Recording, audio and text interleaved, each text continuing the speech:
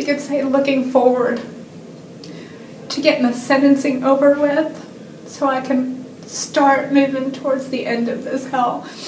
Michelle Williams was a captivating, beautiful woman married to an extremely rich man and had the life of her dreams until one day that dream came crashing to a halt. An intruder came into their love nest and put an end to Greg's life. Why? We don't know. Michelle doesn't know. But then Michelle's story about the intruder changed and then changed again and then changed even again. Not only that, but almost her entire family seems to have pretty big grudges against her. This is a story about a woman whose life seemed like one big dramatic soap opera that ended in disaster. Watch till the end because the twists and turns of this tale will blow your mind. My name is Steven, and this is Musical True Crime.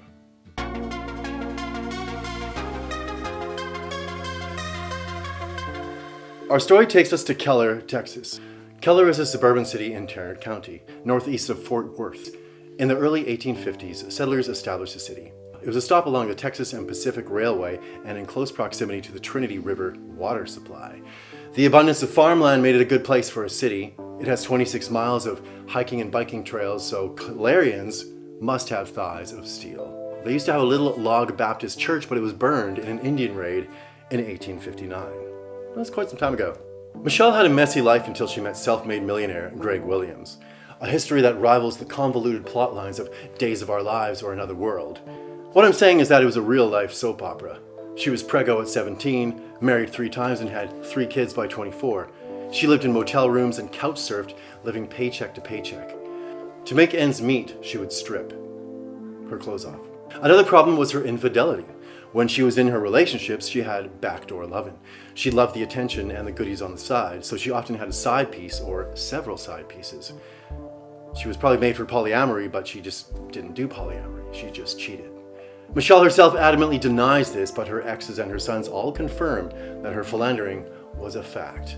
She was materialistic and used men to get what she wanted.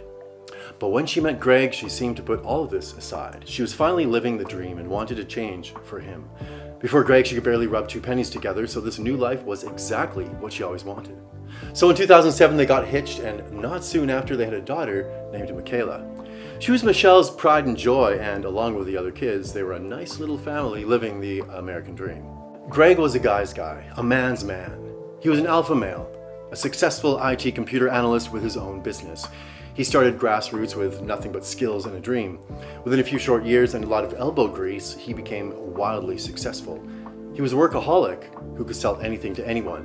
But unfortunately, his kids didn't like him very much.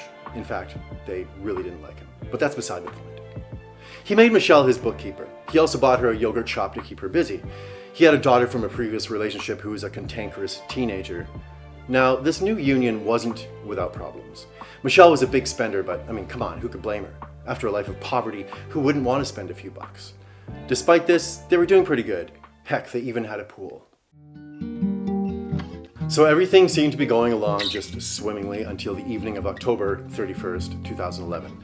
Little kids ran around the neighborhood dressed as ghouls and witches, but the Williams family had their own little Halloween horror show. Michelle called 911 and her weepy voice was barely comprehensible. 911, where is the emergency? Oh my God, Greg was dead. He was shot in the head as he lay in his bed. The cops drove to the house as soon as they could. Michele, the 4-year-old daughter, was sleeping on the couch. In the bedroom, they found Greg on the bed, deceased. There were dried streaks of blood on the side of the bed. A wrench, pistol, and shell casing lay on the floor. Michelle was upset, but her behavior was unbefitting to that of a burglary survivor. She claimed that the burglar had come in through the back door and smacked her in the side of the head with the wrench. The problem was, neither the wrench nor the gun had fingerprints, which didn't really make a lot of sense. They lived in Keller, Texas. Greg did so well in business, but then a stranger ruined his life by ending it. You know this. Came in through the back door, hit Michelle in the face, but Greg in his place, 6 feet under. His wife was really screaming, his kid was really sleeping. She slept through all the ruckus, sleeping head. The victim's wife called 911. 911, hysterical killer on the run. She called 911. 911. Hubby dead, made all his money and got a little honey. His kid did, it's not funny, let's find the killer. He crushed it and he made it his kid.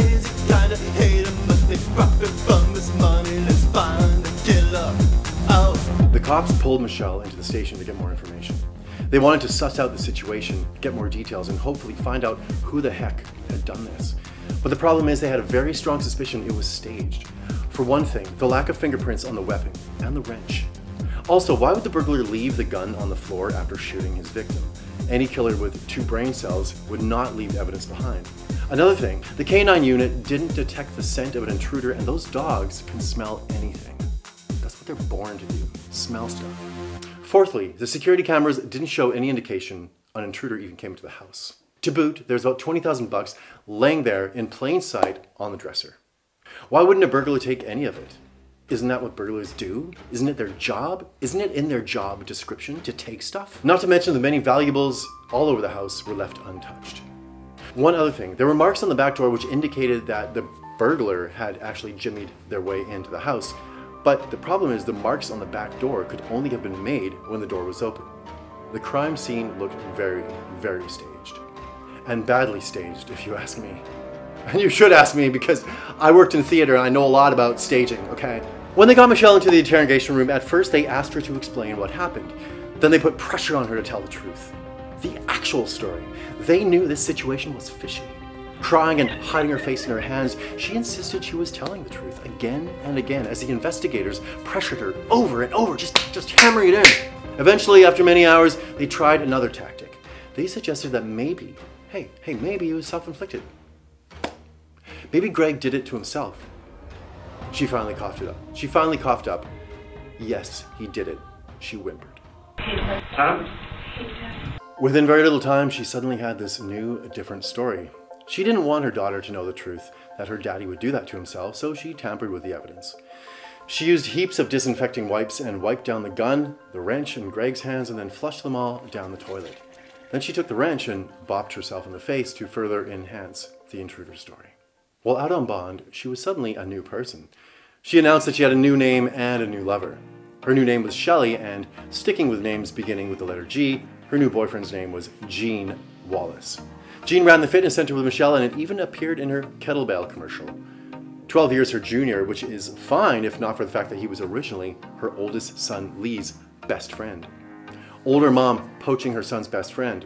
Not cool. Gene was my brother and I's friend. And once he got involved in my family and started sleeping with my mom and then trying to become father to my 4-year-old little sister, that's when I just started hating him. Another quintessential soap opera plot point. Needless to say, her son Lee felt betrayed. Both of her sons ended up on 48 Hours ranting about how she's a terrible mother. I'm more angry at her than I am him. You're the one that slept with your oldest son's best friend. The next morning, she went to IHOP and had a lumberjack breakfast. Now, I guess Nancy Grace thought that was an inappropriate breakfast to have the morning after your husband's been murdered. Maybe it is, I don't know. But in the following week, she liquidated everything Greg owned. She sold Greg's IT company and kept cashing in the checks. She tried to cash in his life insurance, but she was denied. She went shopping a lot with Greg's money and hung out in bars, which reminds me of Casey Anthony partying like a rock star for about a month after her daughter disappeared. You know, criminals do strange things. And lo and behold, she was pregnant with twins. The judge saw the documents and decided to postpone her hearings. Lucky Michele. Biding more time. It was a bit odd when she decided to take the kids to Galveston in Greg's car at 8 months pregnant. I mean, who does that? The judge found 0 medical records of said pregnancy, so yeah, that didn't look good for Michelle's credibility, to say the least. Unlucky for Michele that months later, she sadly lost her babies. In fact, the whole baby story, you probably guessed it by now, but it was fake. Laura, the aforementioned older sister, told the media that Michele had a long history of making up pregnancy claims. It wasn't the first time. It wasn't the first time. And it won't be the last. Now, the thing about this investigation is that Keller, Texas is a pretty peaceful town, and the cops there just kind of sucked at doing murder investigations. They were inexperienced, so they messed up a lot. They contaminated the evidence between the bedding and the body. They even took Greg's body out, covered by a colorful blanket they found in the house. He was simply wrapped in the sheets that were on the bed. Because of all these complications, she was offered a plea deal. She would admit to tampering with evidence and deadly conduct. This deal was a dream for somebody in her situation. 18 years, much less with good behavior.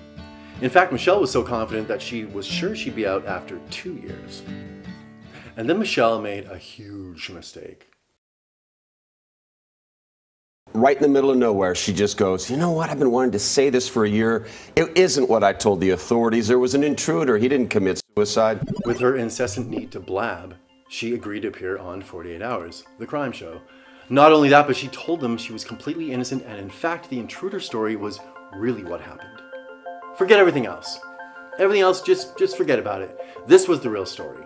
Why would the burglar use Greg's gun if he brought his own? How could she know? She was not in the criminal's mind. He just did it. Michelle thought a TV appearance would work wonders. The public will love me, she thought. I look great on camera. I'm such a charmer.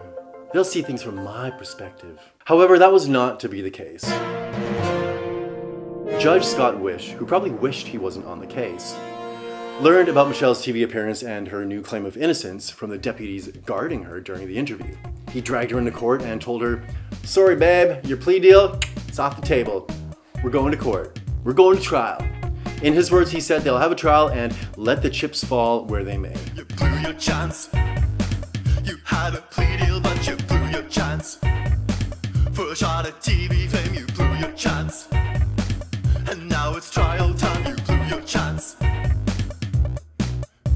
You blew your chance, you're wearing orange pants. I guess you should have known to keep your mouth shut. You blew your chance, and now we just don't know if you can stay out of prison, baby. You blew your chance. You wanted money, so you blew your chance. And it's a dangerous dance, you blew your chance. Why did your story change? You blew your chance. You blew your chance, you're wearing orange pants. I guess you should have known to keep your mouth shut. You blew your chance, and now we just don't know if you can stay out of prison, babe.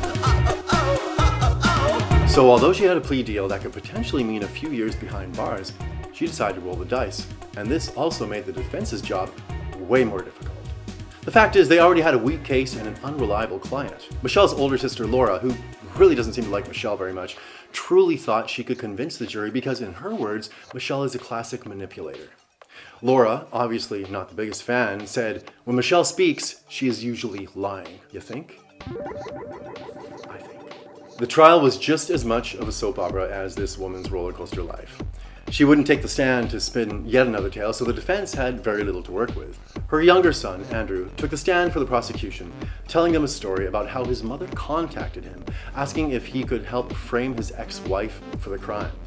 She suggested he get an extra large sweater, take it out to the woods, fire a pistol, get gun residue on it, and stick it in her car, and then call 911 to frame her. When asked to point out the person who asked him to do this, he pointed at his mother, but he couldn't look her in the eyes. Because she's a scumbag. Mother of the year, my friends, mother of the year. So what was her motive, the prosecution asked? Money is the answer. Because of her out-of-control spending, they couldn't make a down payment on a new house. Not to mention, with Greg's life insurance policy, she stood to gain $800,000. This is also why she kept going back to the intruder story. You see, the policy had a suicide clause, which meant that she couldn't collect if poor Greg offed himself. So if she was to get her precious windfall, an intruder story, it had to be. The prosecution had a heyday. The gun was shot from too far of a distance to Greg to be a suicide. It wasn't a contact gunshot wound. Greg's mother got on the stand and said the suicide theory was ludicrous. He talked of his future in happy, bubbly tones, and he was excited about the new house and his new child. He had so much to look forward to. Normally, people who plan on doing themselves in are not excited about big future plans. They sell their shit and they just say goodbye to everybody, or they don't say goodbye to everybody and just write a suicide note and then they're gone. On top of the many other problems, the K9 unit's not smelling an intruder, the scratch mark on the back door, the second gun theory, the gun being left behind, the money left on the counter, the valuables untouched, it was a slam dunk. In closing arguments, Michelle's interview with 48 Hours came back to haunt her. There was an intruder in the house. The jury deliberated for 7 hours. The verdict, guilty of murder. Michelle ended up with 60 years in the slammer. So, she thought she could have 2 years in the can. 2 measly years. But her greed and her confidence that she could manipulate the jurors, despite the mountains of evidence against her, put her behind bars for a very long time. She'll be 75 before she's even eligible for parole. And that's the end. Or is it? See, Greg's sister has a theory that Michelle killed Bryn, her husband. She'd actually seduced Bryn at one point and confided in him. He knew of her out-of-control behavior.